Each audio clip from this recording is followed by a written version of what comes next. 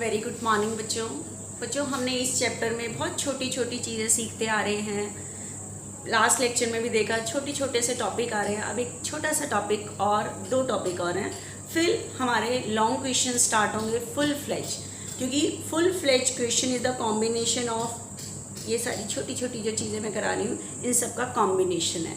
ठीक है, तो देखना ध्यान से। आज एक आपको पता है इससे पहले वाला जो लेक्चर है मैंने कुछ बताया था अनडिस्ट्रीब्यूटेड प्रॉफिट के बारे में।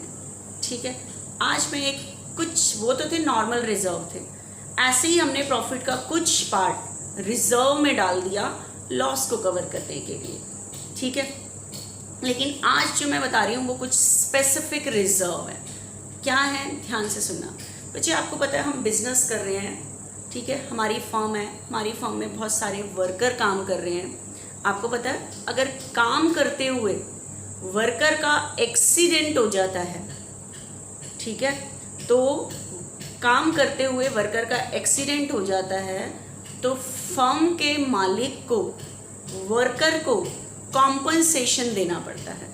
क्या देना पड़ता है? कॉम्पनसेशन, मतलब कुछ पैसे देने पड़ते हैं। ठीक है, तो अब ध्यान से सुनना। ए और बी पार्टनर हैं, इनकी रेशियो है 3:2। This is the old ratio. जब ए और बी अपना पार्टनरशिप बिजनेस कर रहे थे, ठीक है, इनके अंडर बहुत सारे वर्कर्स काम करते हैं।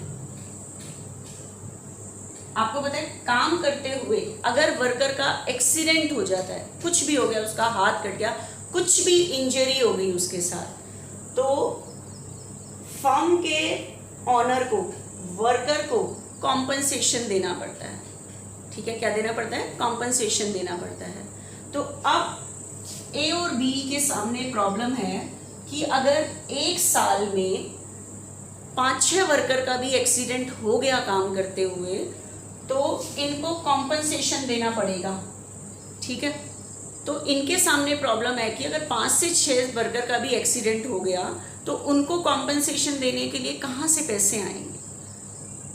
ठीक है, तो एक समझदार बिजनेसमैन वही होता है जो अपने लॉस के लिए पहले से ही अरेंजमेंट करके चलता है, पहले से ही रिजर्व बना के चलता है।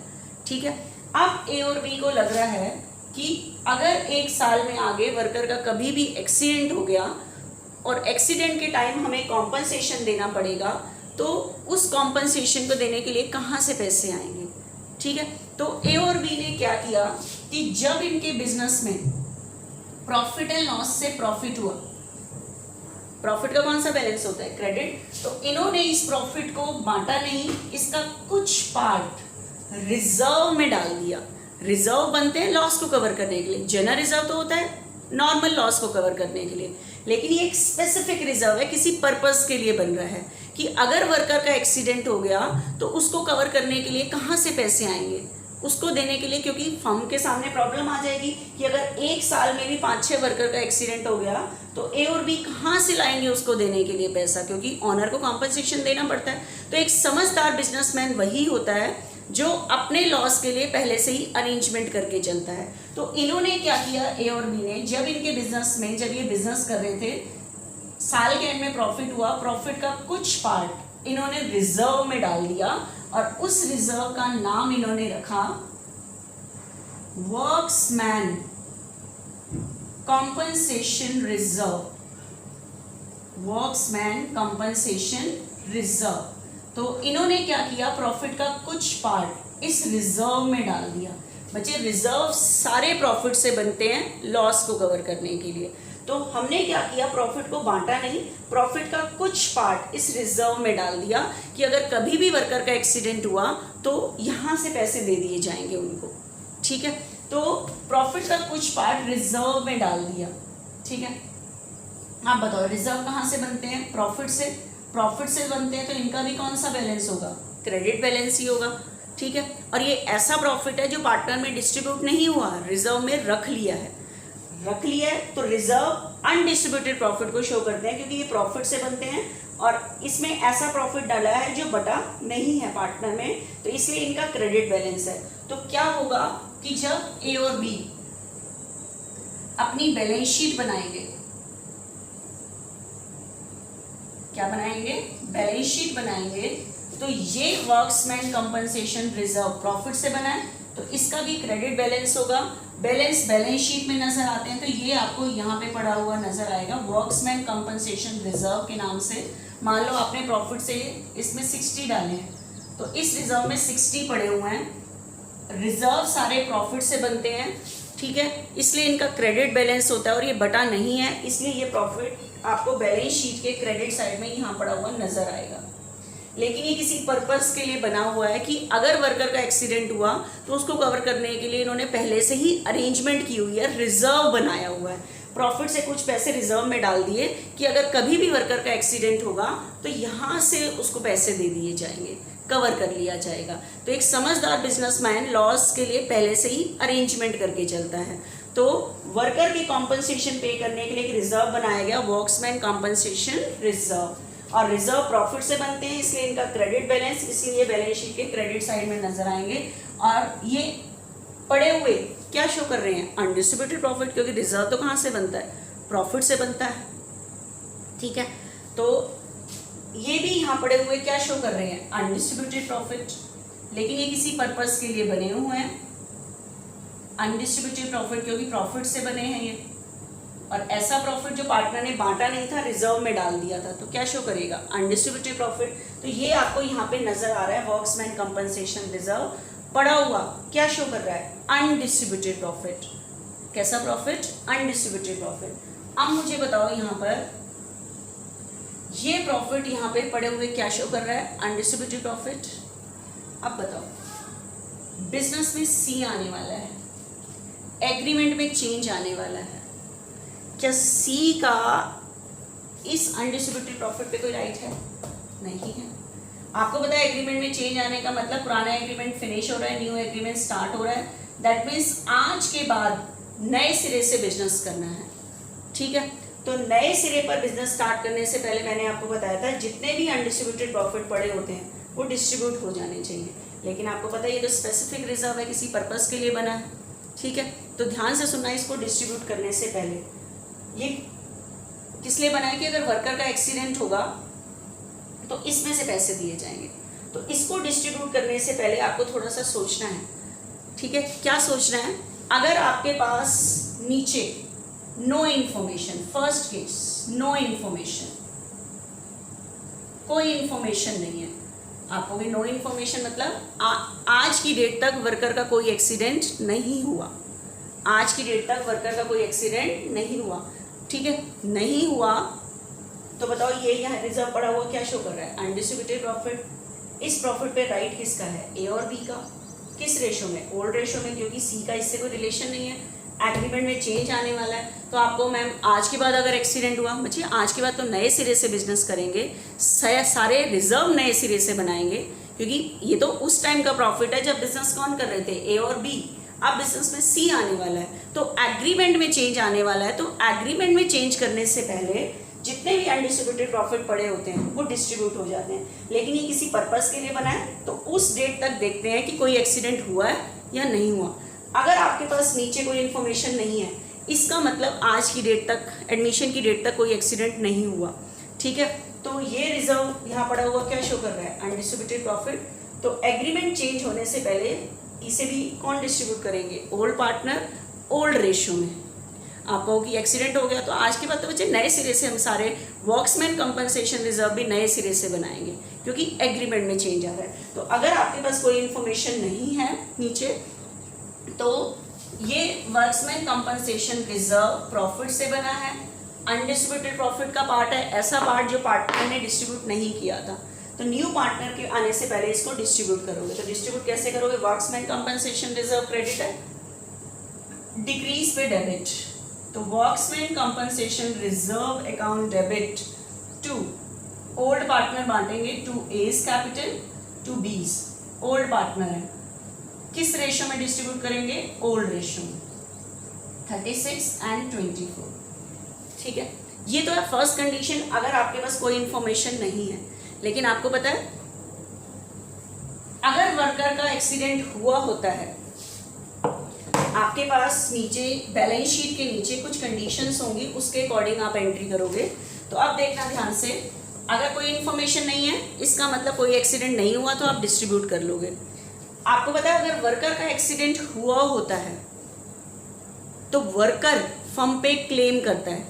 क्लेम करता है मतलब दावा करता है कि मुझे इतने पैसे दो। तो अगर वर्कर का एक्सीडेंट हुआ होगा तो आपके पास नीचे इन्फॉर्मेशन होगी, मतलब क्लेम लिखा होगा कि वर्कर ने कितने का क्लेम किया है। ठीक है, तो आपके पास क्या इन्फॉर्मेशन है, ध्यान से देखना। Second information, claim for workmen's compensation. Workmen compensation is determined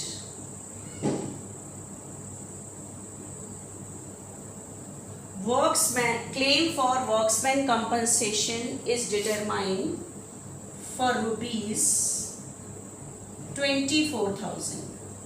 अब देखना, क्लेम फॉर वर्क्समैन कंपनसेशन मतलब अगर वर्कर का एक्सीडेंट हुआ है तो इसलिए उसने फर्म पे क्या किया है, क्लेम किया है। Claim for workmen's compensation is determined 24। कितना क्लेम डिटरमाइन किया गया है, 24 है। तो इसका मतलब इतने पैसे आपने वर्कर को देने हैं आज की डेट में। तो ये स्पेसिफिक रिजर्व है, डायरेक्ट बट नहीं जाएगा। जिस पर्पस के लिए बना है अगर वो पर्पस है तो उतने पैसे पहले वर्कर के लिए करो, फिर डिस्ट्रीब्यूट करेंगे बचा हुआ। ठीक है, तो इस केस में क्या एंट्री होगी बताओ। वर्क्समैन कंपनसेशन रिजर्व कितना है, 60। ये क्रेडिट है, डिक्रीज पे डेबिट। लेकिन इस बार ये पूरा डिस्ट्रीब्यूट नहीं कर सकते क्योंकि ये किसी पर्पस के लिए बना था। तो बताओ वर्कर ने कितने का क्लेम किया है, 24। तो इसमें से 24 तो आपने किसको देने हैं, वर्कर को।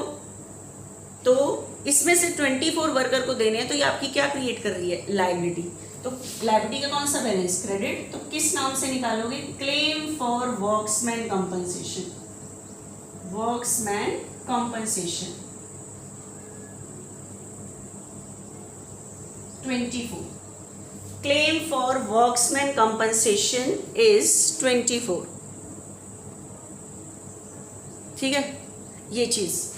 उसके बाद मुझे बताओ मेरे पास रिजर्व में टोटल कितने थे, 60। 24 तो हमने किसको देने हैं, वर्कर को। ये क्यों क्रेडिट हुआ, वर्कर को देने हैं, मतलब ये बिजनेस की लायबिलिटी है। मुझे बताओ बाकी कितने बचे रिजर्व में, 36। 60 में से 24 तो आपने वर्कर को देने हैं, तो बताओ बाकी रिजर्व में कितने बचे, 36। इसे कौन बांट लेंगे, ओल्ड पार्टनर ओल्ड रेशियो में। तो ओल्ड पार्टनर कौन है, ए और B. To A's capital to B's capital. ठीक है, तो 36,000 को 3:2 में डिस्ट्रीब्यूट कर लोगे। 36,000 3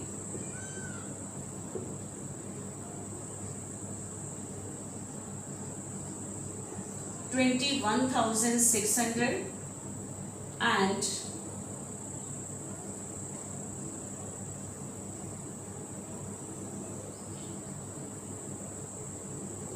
ठीक है, इतना। पहले क्वेश्चन में हमारे पास कोई इन्फॉर्मेशन नहीं थी, तो कोई वर्कर को हमने नहीं देने थे, तो पूरा पार्टनर ने डिस्ट्रीब्यूट कर दिया था। लेकिन इस टाइम वर्कर का क्लेम लिखा हुआ है, वो आप बैलेंस शीट के नीचे देखोगे, आपको दिया हुआ होगा। ठीक है, तो क्लेम फॉर वर्क्समैन कंपनसेशन ये हो गया, और बाकी जितना रिजर्व है उसे पार्टनर बांट लेंगे, क्योंकि जितना हमने वर्कर को देना था वो हमने अपनी लायबिलिटी क्रिएट कर ली कि इतने पैसे वर्कर को देने हैं, बाकी रिजर्व के पैसे कौन बांट लेंगे, पार्टनर्स। ठीक है, ये तो हो गया सेकेंड केस। थर्ड केस में देखना बच्चे, नेक्स्ट एंट्री क्या करोगे। अगर आपके पास देखो फर्स्ट में कोई इन्फॉर्मेशन नहीं थी, पूरा बांट लिया, क्लेम 24 है। अब बताओ अगर क्लेम 60 हो, claim for workmen's compensation is determine 60, मतलब जो वर्कर का क्लेम है वो कितना डिटरमाइन किया गया, 60, मतलब इतने पैसे आपने वर्कर को देने हैं। तो अब बताओ रिजर्व कितना है, वर्क्समैन कंपनसेशन रिजर्व क्रेडिट है, डिक्रीज पे डेबिट। लेकिन इस टाइम आप ये बांट नहीं सकते क्योंकि वर्कर ने क्लेम ही 60 का किया है, तो आपने ये पूरे रिजर्व के पैसे किसको देने, वर्कर को। Claim for workmen's compensation, workmen compensation 60। ठीक है, तो इस टाइम बट तो बिल्कुल नहीं सकता क्योंकि रिजर्व में जितना था पूरा पैसा वर्कर को देना है। ये क्यों क्रेडिट हुआ, बिजनेस की क्या इंक्रीज हो रही है, लायबिलिटी। ठीक है, तो ये एंट्री बन गई। वर्क्समैन कंपनसेशन रिजर्व क्रेडिट है, डिक्रीज पे डेबिट। और ये पूरे पैसे हमने किसको देने हैं, वर्कर को। तो लायबिलिटी इंक्रीज हो गई। किस नाम से लायबिलिटी क्रिएट करोगे, क्लेम फॉर वर्क्समैन कंपनसेशन। ठीक है, इस केस में ये देखो मैं अलग अलग केस बता रही हूँ कि आपके पास यहाँ रिजर्व दिया हुआ है। पहला था आपके पास कोई इन्फॉर्मेशन नहीं है, इसका ना कोई वर्कर का एक्सीडेंट नहीं हुआ, ओल्ड पार्टनर इसे ओल्ड रेशियो में बांट लेंगे। फिर केस था कि थोड़ा वर्कर को देना है, तो वो एंट्री बता दी, अब बराबर ले आई। अब मैं थोड़ा सा एक और आगे बढ़ा रही हूँ, ध्यान से देखना। अगर वर्कर का क्लेम है बच्चे 1 लाख, हमारे पास रिजर्व बताओ कितना बनाया हुआ था हमने, 60। हमने अरेंजमेंट की हुई थी लॉस के लिए वर्कर को देने के लिए 60, लेकिन वर्कर का क्लेम कितना डिटरमाइन किया गया, 1 लाख। उल्टा हमें फालतू देने पड़ रहे हैं। ठीक है, तो इस केस में क्या करोगे, ध्यान से देखना। हमारे पास वर्क्समैन कंपनसेशन रिजर्व तो है 60, लेकिन वर्कर ने क्लेम कितने का किया है, 1 लाख। दैट मीन्स इतने आपको देने पड़ेंगे अगर वर्कर का क्लेम है। ठीक है, तो claim for workmen's compensation 1 lakh. अब मुझे बताओ रिजर्व में कितने हैं, 60। आपने अरेंजमेंट सिर्फ इतनी की हुई थी, लेकिन वर्कर का क्लेम कितने का है, 1 लाख। तो 40,000 से आपकी लायबिलिटी इंक्रीज हो रही है, जिसका आपके पास कोई रिजर्व नहीं बना हुआ। रिजर्व बनते हैं लॉस को कवर करने के लिए, तो जिसके लिए आपके पास कोई रिजर्व नहीं बना हुआ। ठीक है, तो इस टाइम आपको 40,000 का लॉस हो रहा है, जिसके लिए आपके पास कोई अरेंजमेंट नहीं है। तो आपको पता है लॉस इस टाइम सम करते टाइम कोई भी लॉस होगा तो लॉस वैसे तो जाते हैं प्रॉफिट एंड लॉस में, लेकिन हमने प्रॉफिट एंड लॉस की तरह एक अकाउंट खोला हुआ होता है इस टाइम, रिवैल्यूएशन अकाउंट। तो कोई भी लॉस होता है लायबिलिटी इंक्रीज का या असेट डिक्रीज का, वो रिवैल्यूएशन के डेबिट में जाता है। तो ये जो 40,000 का हमें एक्स्ट्रा लॉस हो रहा है, जो वर्कर को हमें 40 एक्स्ट्रा देने पड़ रहे हैं, हमने रिजर्व बना हुआ था 60 का और वर्कर ने क्लेम किया है 1 लाख का। तो 40,000 से मेरी लायबिलिटी क्या हो रही है, इंक्रीज, जिसके लिए मेरे पास रिजर्व नहीं है। ठीक है, और आपको पता है इस टाइम लॉस जितने भी होगा, एडमिशन के टाइम कोई भी लॉस होता है एग्रीमेंट चेंज, इस टाइम हमने प्रॉफिट एंड लॉस की तरह एक अकाउंट खोला होता है, रिवैल्यूएशन अकाउंट। तो लॉस रिवैल्यूएशन के डेबिट में जाएंगे। तो 40,000 का मुझे लॉस हो रहा है, क्यों, क्योंकि मुझे वर्कर को 40,000 एक्स्ट्रा देने पड़ रहे हैं, जिसके लिए मेरे पास रिजर्व नहीं है। तो ये मेरे लिए लॉस है, और लॉस रिवैल्यूएशन के डेबिट में आता है, तो मैंने अपनी एंट्री में रिवैल्यूएशन को डेबिट कर दिया। ठीक है, क्लियर, ध्यान से सुना। चारों केस बताए मैंने। फर्स्ट में कोई इन्फॉर्मेशन नहीं है, पार्टनर बांट लेंगे, थोड़ा सा देना है, बाकी पार्टनर बांट लेंगे। रिजर्व के बराबर क्लेम, रिजर्व से ज़्यादा क्लेम, तो रिजर्व से ज़्यादा क्लेम है, तो 40,000 का इस टाइम हमें लॉस हो रहा है, जिसके लिए मेरे पास रिजर्व नहीं है। तो हम इस लॉस को कहाँ डालेंगे, रिवैल्यूएशन में, क्योंकि लॉस रिवैल्यूएशन के डेबिट में जाता है। वैसे तो प्रॉफिट एंड लॉस में डालते हैं, लेकिन प्रॉफिट एंड लॉस की तरह हमने एक अकाउंट खोला हुआ है, रिवैल्यूएशन अकाउंट, तो लॉस रिवैल्यूएशन के डेबिट में जाते हैं, तो ये एंट्री हो जाएगी। लेकिन आपको पता है, बताओ रिवैल्यूएशन पे लॉस कितना निकल के आ रहा है। आप वैल्यूएशन करते हो, क्या नाम है, पूरा असेट और लायबिलिटी का वैल्यूएशन करते हो, तो उसका जो प्रॉफिट और लॉस है कौन बांटते हैं, पार्टनर्स। तो बताओ रिवैल्यूएशन का लॉस कितना निकल के आएगा, 40। इसे कौन डिस्ट्रीब्यूट करेंगे, पार्टनर। ठीक है, किस रेशो में, ओल्ड रेशो में। तो अब मुझे बताओ रिवैल्यूएशन डेबिट है, क्योंकि लॉस तो हो रहा है ना ये, क्योंकि अगर देखो मैं रिवैल्यूएशन अकाउंट बनाऊं तो ये एंट्री कहाँ जाएगी, रिवैल्यूएशन के डेबिट में 40। किस नाम से, to claim for workmen's compensation, liability increase on a loss, और कोई तो रिवैल्यूएशन की और आइटम ही नहीं है। तो बताओ रिवैल्यूएशन अकाउंट में मुझको क्या निकला, लॉस निकला, ये वाला साइड जाता है। लॉस को कौन बांटते हैं, ओल्ड पार्टनर ओल्ड रेशियो में। तो रिवैल्यूएशन यूज कर रहे हो तो उसका लॉस बांट के भी दिखाओगे। ठीक है, तो बताओ रिवैल्यूएशन डेबिट है, बांटते टाइम डिक्रीज पे क्रेडिट, कितना लॉस हुआ है, 40। लॉस को ओल्ड पार्टनर बांटेंगे, ओल्ड पार्टनर ए और बी है, A's capital, B's capital. Old ratio है 3:2. That means 3/5. 24,000 and 16,000. ठीक है, तो A's capital account debit, B's capital account debit to revaluation हो जाएगा मेरे ख्याल से। तो ये मैंने आपको टॉपिक कराया वर्क्समैन कंपनसेशन रिजर्व का, अलग अलग कंडीशन का। ठीक है, रिजर्व से ज़्यादा क्लेम है तो हमें फालतू वर्कर को देना है, तो हमारी लायबिलिटी इंक्रीज हो रही है। लायबिलिटी इंक्रीज होना लॉस, लॉस रिवैल्यूएशन के डेबिट में। लेकिन इस लॉस को अगर मैं रिवैल्यूएशन अकाउंट बनाऊं तो लॉस को कौन बांटते हैं? पार्टनर्स को। तो लॉस को बांटने की एंट्री भी दिखानी है। ओल्ड पार्टनर बांटेंगे ओल्ड रेशियो में। तो ये मैंने आपको वर्क्समैन कंपनसेशन रिजर्व की बच्चे अलग अलग कंडीशन बताई हैं, ठीक है। तो देखना आप वर्क्समैन कंपनसेशन रिजर्व का एक पूरा सम करते हैं हम। देखना बच्चे ध्यान से, बच्चे हमने अभी कर रहे हैं 51, 52 किया था, 53। देखना पूरा जो मैंने समझाया है बस अमाउंट चेंज होगी, बाकी सारा वही है। A, B, C are partners sharing profit and loss in the ratio of 2:1. They admit D for 1/4 share with effect from 1 अप्रैल 2017। इस डेट से ये D को एडमिशन दे रहे हैं। The extract of balance sheet, extract of balance sheet होता है, ये balance sheet का जरा सा पार्ट है, वहीं से लिया गया है बैलेंस शीट से, पूरी बैलेंस शीट नहीं है। 31 मार्च की है और एडमिशन हो रहा है इस डेट पे। तो ये पुरानी बैलेंस शीट है ABC की। देखो बैलेंस शीट में वर्क्समैन कंपनसेशन रिजर्व नज़र आ रहा है। तो रिजर्व कहाँ से बनते हैं? प्रॉफिट से। तो ये यहाँ पड़ा हुआ अनडिस्ट्रीब्यूटेड प्रॉफिट है।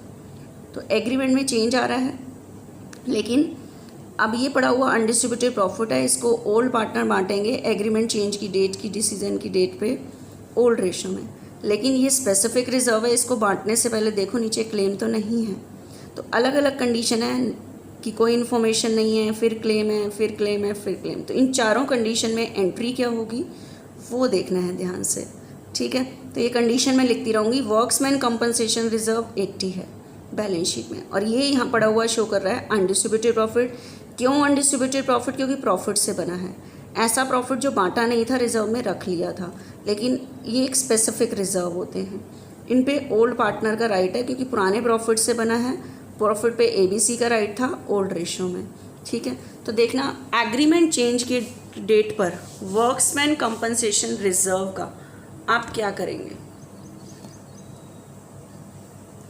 ठीक है। वर्क्समैन कंपनसेशन रिजर्व का क्या करेंगे? आपके पास क्वेश्चन में workmen compensation reserve balance sheet में दिया हुआ है 80,000, ऐसे दिया हुआ है। वर्क्समैन कंपनसेशन रिजर्व दिया हुआ है 80, लेकिन आप इसको डायरेक्ट डिस्ट्रीब्यूट नहीं कर सकते, नीचे कंडीशन पढ़नी पड़ेगी। फर्स्ट कंडीशन आपको दी हुई है, कह रहा है नो इन्फॉर्मेशन, कोई इन्फॉर्मेशन नहीं है आपको। एक कोई इन्फॉर्मेशन मतलब आज की डेट तक वर्कर का कोई एक्सीडेंट नहीं हुआ, इससे रिलेटेड कोई इन्फॉर्मेशन नहीं है। तो बताओ ये यहाँ पड़ा हुआ क्या शो कर रहा है? Undistributed profit. तो इसे कौन बांट लेंगे? ओल्ड पार्टनर, ओल्ड रेशियो में, क्योंकि एग्रीमेंट में क्या आने वाला है? चेंज। तो एंट्री क्या होगी? वर्क्समैन कंपनसेशन रिजर्व क्रेडिट है, डिक्रीज पे डेबिट 80। इस पे किसका राइट है? ओल्ड पार्टनर का। ओल्ड पार्टनर है बच्चे ABC।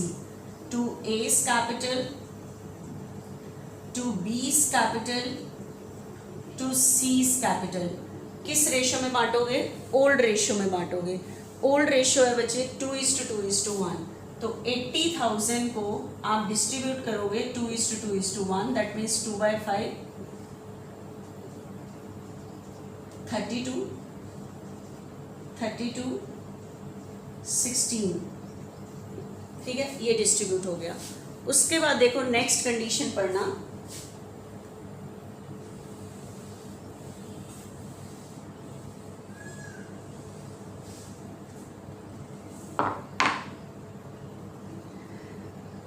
देखना मुझे नेक्स्ट, उसके बाद नेक्स्ट केस दिया हुआ है बैलेंस शीट के बाद। केस सेकंड के केस में क्या एंट्री करोगे आप? वो कह रहा है claim for workmen's compensation if claim for workmen's compensation is estimated ₹50। कितना क्लेम एस्टिमेट किया गया? 50। इसका मतलब इतने पैसे आपके वर्कर को देने हैं, इतना क्लेम है। तो अब इस टाइम आप ये रिजर्व पूरा नहीं बांट सकते, तो जितने वर्कर, ये इसी पर्पस के लिए बना हुआ है। तो वर्क्समैन कंपनसेशन रिजर्व क्रेडिट है, डिक्रीज पे डेबिट, लेकिन इसमें से आपकी वर्कर को कितने देने हैं वो आपकी लायबिलिटी है वर्कर को देने की। तो claim for workmen's compensation is 50। तो बताओ बाकी कितने बचे? 30। 30 को पार्टनर बांट लेंगे इसमें से, to A's capital, to B's capital, to C's capital, लेकिन पूरा 80 नहीं, 50 वर्कर को देने हैं, बाकी 30 को 2:2:1, दैट मीन्स 2/5, 12,000, 6,000, ठीक है।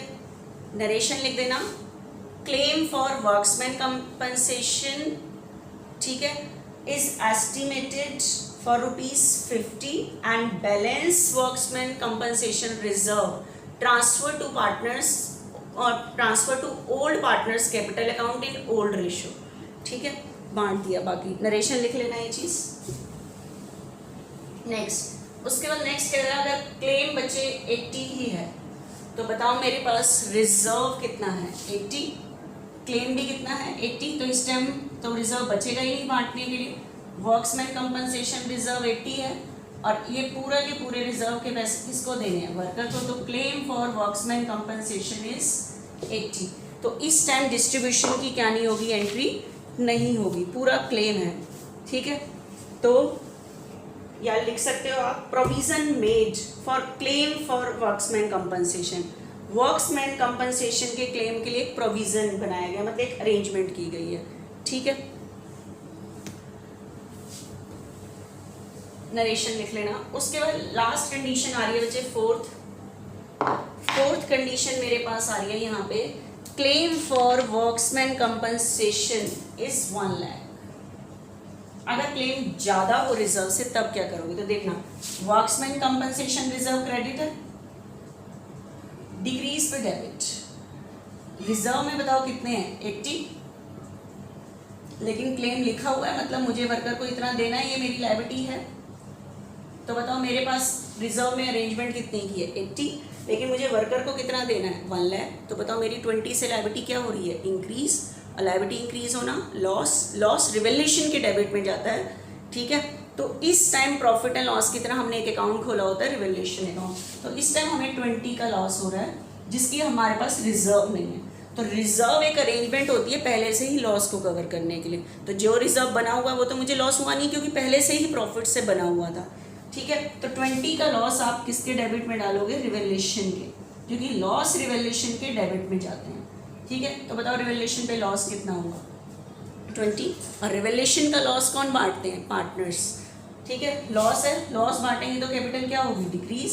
तो A's capital account debit, B's capital account debit, C's किसका लॉस है, रिवेल्यूशन, तो रिवेल्यूशन डेबिट है, डिक्रीज पे क्रेडिट, ठीक है। 20 किस रेशो में बांटेंगे, ओल्ड रेशो में, ठीक है। 2:2:1, 20, 2/5, 8,000, 8,000, 4,000। Claim for worksman compensation is estimated for rupees this, and loss on revaluation transfer to old partners capital account in old ratio. Loss को ट्रांसफर करने की एंट्री, क्योंकि इसी टाइम लॉस हुआ है, पहली 3 कंडीशन में हमें लॉस नहीं हुआ। क्यों नहीं हुआ हमें लॉस पहले 3 कंडीशन में, क्योंकि हमारे पास रिजर्व पहले से बना हुआ था। तो रिजर्व बच्चे इसी पर्पस के लिए बनता है कि अगर बिजनेस में कोई लॉस हो उसकी अरेंजमेंट पहले से ही, नहीं तो हमें देखो एकदम रिवेल्यूशन में डालना पड़ा और उस टाइम उस लॉस को उस टाइम पार्टनर को बांटना पड़ा, लेकिन पहले से रिजर्व बना होता है तो पार्टनर को सफ़र नहीं करना पड़ता, फिर पहले से ही अरेंजमेंट हुई पड़ी होती है। तो इस टाइम देखो लॉस हुआ, लॉस तो फिर पार्टनर को काटना पड़ा, ठीक है। नेक्स्ट देखना एक क्वेश्चन और है 54।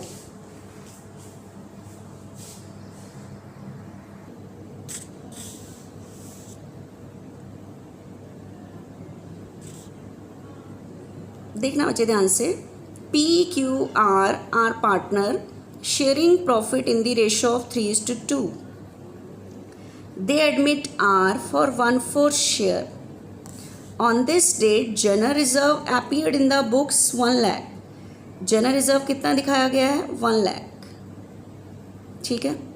तो जनरल रिजर्व बुक्स में मतलब बैलेंस शीट में दिखाया हुआ पड़ा हुआ क्या शो करता है, अनडिस्ट्रीब्यूटेड प्रॉफिट, लेकिन उसने लाइन लिखी है out of which 25% is retain, इसमें से 25% रखना है as provision for workmen's compensation, मतलब वर्कर को कॉम्पनसेशन देने के लिए। कह रहा है क्लियर, तो हमें रखना पड़ेगा। Record necessary entry, necessary entry करो। देखो वैसे तो जनरल रिजर्व पूरा का पूरा कौन बांट लेते हैं, ओल्ड पार्टनर ओल्ड रेशो में, लेकिन कह रहा है 25% वर्कर को देने के लिए रखना है, तो इतने पैसे आपने वर्कर को देने हैं, बाकी बांट लोगे। ठीक है, तो देखना कहा गया है इसीलिए, अदरवाइज जनरल रिजर्व हम पूरा डिस्ट्रीब्यूट कर लेते हैं। ठीक है, देखना ध्यान से।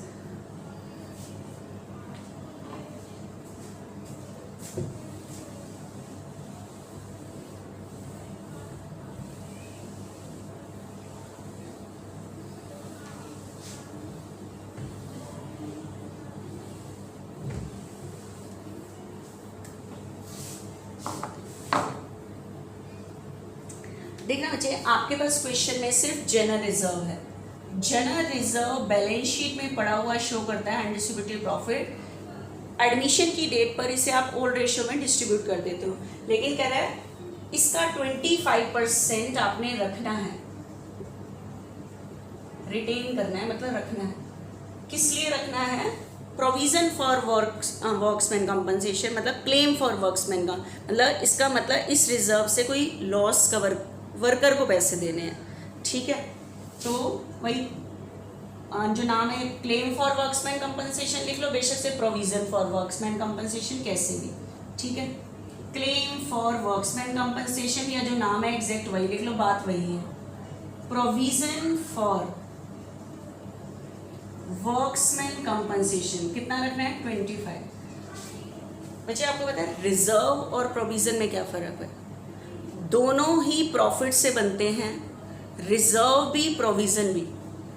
रिजर्व बनता है अनॉन लॉसेस के लिए, हम प्रॉफिट से कुछ पैसे रिजर्व में डालते हैं ऐसे लॉसेस के लिए मुझे जो पता ही नहीं है होंगे या नहीं होंगे, मुझे नहीं पता होंगे या नहीं, लेकिन हम पहले से एक समझदार बिजनेस अरेंजमेंट करके रिजर्व में डाल देता है। प्रोविजन भी प्रॉफिट से ही बनता है,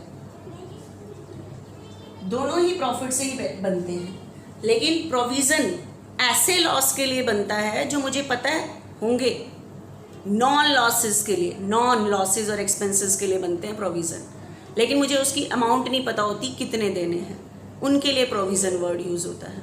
ठीक है, तो प्रोविजन वर्ड यूज़ है, इसका मतलब वर्कर को हमने श्योर है इतने देने हैं, लेकिन एग्जैक्ट अमाउंट नहीं पता, तो हमने सिर्फ 25% डाला है। ठीक है, तो मुझे बताओ बाकी कितने बचे जनरल रिजर्व में? 75। तो इसे कौन बांट लेंगे? ओल्ड पार्टनर ओल्ड रेशियो में।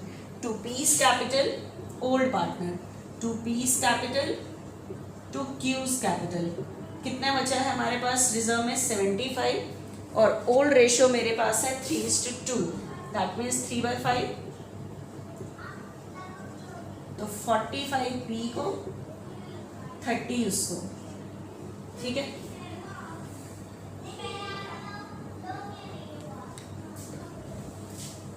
लिख देना। Provision made for workmen's compensation is 25% and balance transfer to old partners capital account in old ratio. ठीक है, एक ही एंट्री होनी थी, नरेशन लिख लेना। नेक्स्ट देखना एक बारी बच्चे, नेक्स्ट क्या चीज़ आ रही है एक बार ध्यान से देखना। ये हमारा वर्क्समैन कंपनसेशन का टॉपिक फिनिश होता है।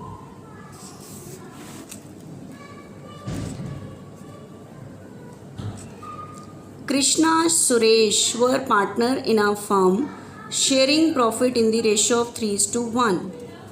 On 1st April 2015, they admit Rahul as a new partner for 1/5 share in profit of firm. On the date of Rahul admission, the balance sheet of Krishna and Suresh showed a general reserve. देखो admission की date पे balance sheet, ये जो old balance sheet है किसकी है? कृष्णा और सुरेश की। जनरल रिजर्व 120 है, जनरल रिजर्व पड़ा हुआ क्या शो करता है? Undistributed profit. तो न्यू पार्टनर के आने से पहले इसे ओल्ड रेशियो में बांट दोगे। डेबिट बैलेंस 60 शो कर रहा है, debit balance profit and loss का अनडिस्ट्रीब्यूटेड लॉस, इसको भी बांट दोगे ओल्ड रेशियो में।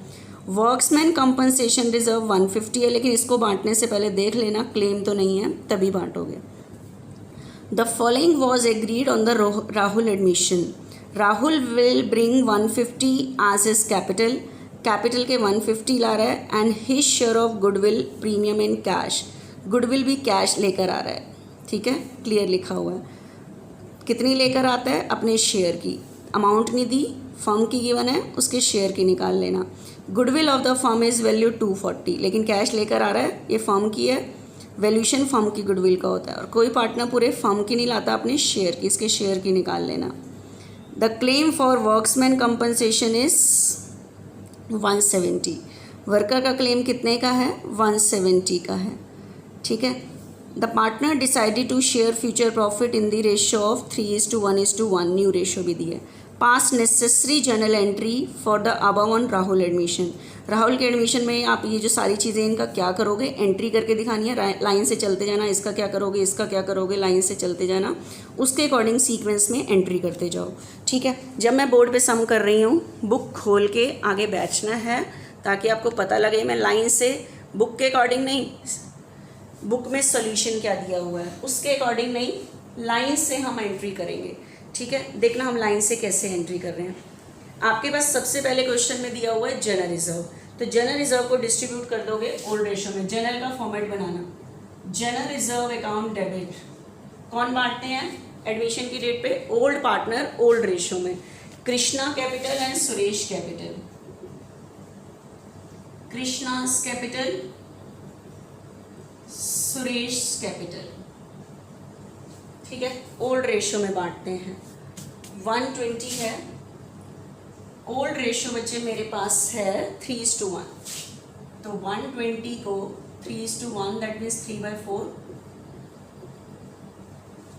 90,000, 30,000. नरेशन लिख देना. Balance of general reserve transfer to old partners capital account in old ratio. उसके बाद आपको पता है बुक में देखो debit balance of profit and loss. Profit and loss का डेबिट बैलेंस लॉस को शो करता है. तो न्यू पार्टनर के आने से पहले जितने अनडिस्ट्रीब्यूटेड लॉस भी पड़े होते हैं वो ओल्ड रेशो में डिस्ट्रीब्यूट हो जाते हैं. तो नेक्स्ट लॉस डिस्ट्रीब्यूट करेंगे तो ओल्ड पार्टनर की कैपिटल डिक्रीज होगी. डिक्रीज पे डेबिट. तो Krishna's capital account debit, Suresh capital account debit to profit and loss. ठीक है. To profit and loss 60. ठीक है. 60 3:1 3/4.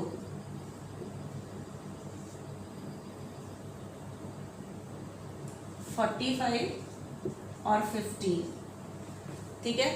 Debit balance of loss transfer to old partner, ये वर्ड यूज करोगे. Loss transfer to old partners capital account in old ratio. ठीक है. ये distribute हो गया. उसके बाद थर्ड नंबर पे बच्चे दिया हुआ है वर्क्समैन कंपनसेशन रिजर्व. ठीक है. तो एक बार चेक करो. वर्क्समैन कंपनसेशन रिजर्व आपके पास दिया हुआ है 150. ठीक है. उसके बाद वर्कर ने जो क्लेम किया आगे देखो 170. Claim for workmen's compensation is 170. तो बताओ आपने अरेंजमेंट कम की हुई है, वर्कर को देने ज़्यादा है.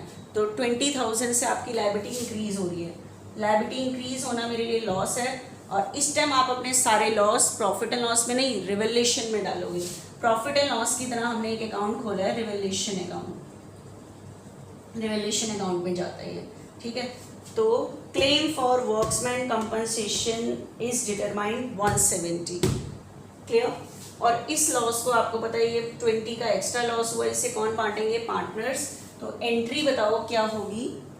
20 को ओल्ड रेशो में ही बांटेंगे. लॉस हो रहा है, रिवैल्यूएशन डेबिट है, लॉस हो रहा है. ठीक है. तो Krishna's capital account debit, Suresh capital account debit to किसका लॉस है? रिवैल्यूएशन अकाउंट का 20. इसे कौन बांटेंगे? ओल्ड पार्टनर ओल्ड रेशो में 20.